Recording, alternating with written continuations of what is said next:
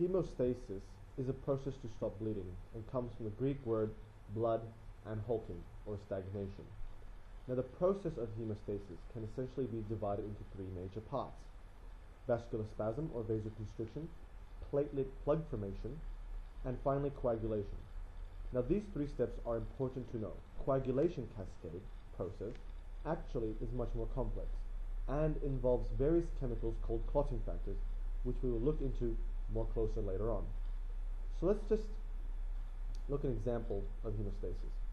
So let's just say a bull has hit you, or a cow or whatnot, unfortunately, and we will zoom into the section where the injury has occurred. So here we have the blood vessels with a tear in it from the injury, with damaged cells, which then exposes collagen. Now there are layers under the skin consisting of many tissues and many types of cells, and around the blood vessels are the smooth muscle cells. So let's go over what we find in these blood vessels which assist in hemostasis. Firstly, there are the red blood cells called erythrocytes, and together with other proteins and whatnot is what escapes the vessels when there is an injury. Other things found inside the blood vessels during injury, which we will look into later on, are clotting factors, platelets, also known as thrombocytes, von Willebrand factors, prothrombin, and there is fibrinogen. Now all these might sound foreign to you, but step by step I will introduce them. And they're found all inside the blood vessels, all these substances. So what firstly happens in hemostasis, as mentioned before, is vasoconstriction or vasospasm. Now the blood vessels have to contract in order to save blood from gushing out and being wasted. But how does the blood vessels know when to contract? Well, there are three main ways. First, cells around the injured area, especially the endothelial cells, begin secreting chemicals which tell the smooth muscles to contract, enhancing vasoconstriction. And your own body's nerve reflexes tell the injured vessels to contract. And finally, there's also myogenic spasm, which is muscle spasm, when during an injury the muscles just contract naturally. Now all three help with vasoconstriction. But you might have heard me say vasodilation in my immunology videos when an injury occurs. But vasodilation tends to happen to non-injured vessels and occurs to sites where immune cells need to go, so they get there faster. Vasoconstriction happens around the area where blood vessels are actually damaged. So anyway, we're going back. So by going back, here again we have the blood vessels containing, if you remember, the erythrocytes, von Willebrand factor, platelets, also known as thrombocytes, and also there are clotting factors, prothrombin, and fibrinogen, which I will discuss later on. Right now, we will look into the first three. Look at the first three. So first, when we talked about vasospasm, when the smooth muscles around the endothelial cells contract.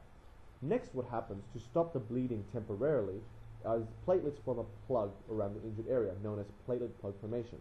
Now this process can be divided into four parts. The first step is platelet adhesion, where von Willebrand factors assist the platelets, the thrombocytes, to begin attaching to the injured tissue.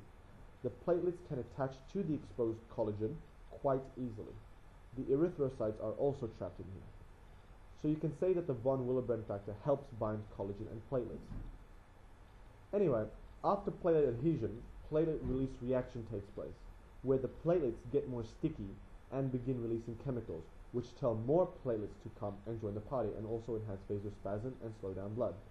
These chemicals released are adenosine diphosphate, which tell more platelets to come, and there's also serotonin and thromboxane A2, which enhances vasospasm and enhances platelet aggregation, which is our third step in platelet plug formation.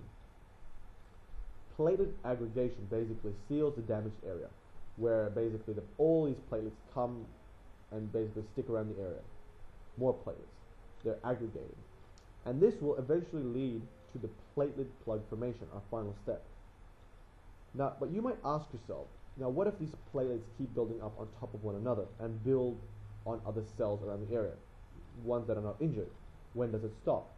Well, the platelets only form a plug and on in damaged cells. Platelets do not form plugs somewhere else, because the healthy cells around the area release chemicals such as nitric oxide and other prostaglandins, which prevent these platelets to aggregate in that area. Okay, So the platelet plug formation step enables platelets, the thrombocytes, to form plug to stop bleeding. But other processes are needed to strengthen and reinforce the plug so that it doesn't break apart again later on. So that's where clotting comes in, or coagulation, which is our third step in hemostasis. So going back again from the beginning, we had, first of all, vasospasm. And we talked about the von Willebrand factor and the thrombocytes, the platelets, which form the platelet plug formation on exposed collagen. Blood and erythrocytes slowly get trapped in that matrix and escape out ever more slowly. The platelet plug formation is complete, and our next step is clotting, or coagulation. Now the coagulation process are composed of the clotting factors, prothrombin, and fibrinogen, which we will look into now.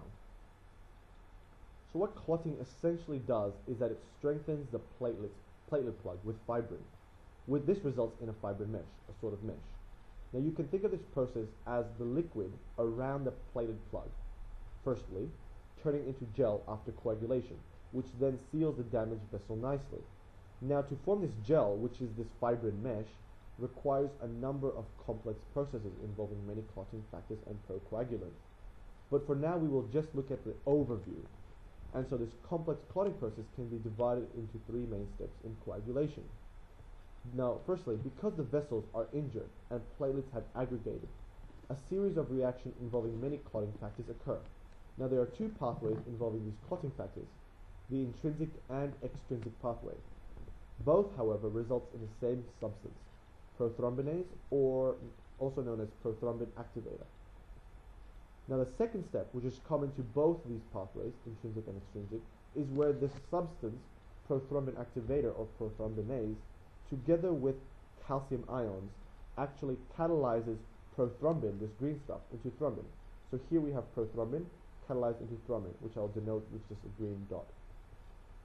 And the third and final step is that the thrombin, which was just catalyzed by the prothrombin, together with again some calcium ions, acts as an enzyme and converts fibrinogen, this orange stuff in the vessels, into fibrin fibers. So here again we have fibrinogen, which then gets converted into fibrin, which I'll denote just as the orange dot. Now these fibrin fibers then stick to the platelets, erythrocytes, and everything else in that injury site to form a meshwork which will eventually form a stable clot and heal. So as you can see, with the help of vasoconstriction, which slows down the blood, the platelets, which form a temporary plug, and the clotting factors, which result, and the fibrinogen, which results in a fibrin mesh, the blood vessels can be restored to normal eventually. And when the blood vessels are restored to normal, blood can be supplied once again to the surrounding tissues, healing everything and killing all unnecessary pathogens or cells, which will then get replaced by healthy cells. So next part to this video, you can click on the link, is you can look at some diseases that take place with what we have learned here. I hope you liked that. I hope it was understandable. Please comment, like, and subscribe, perhaps. Thank you.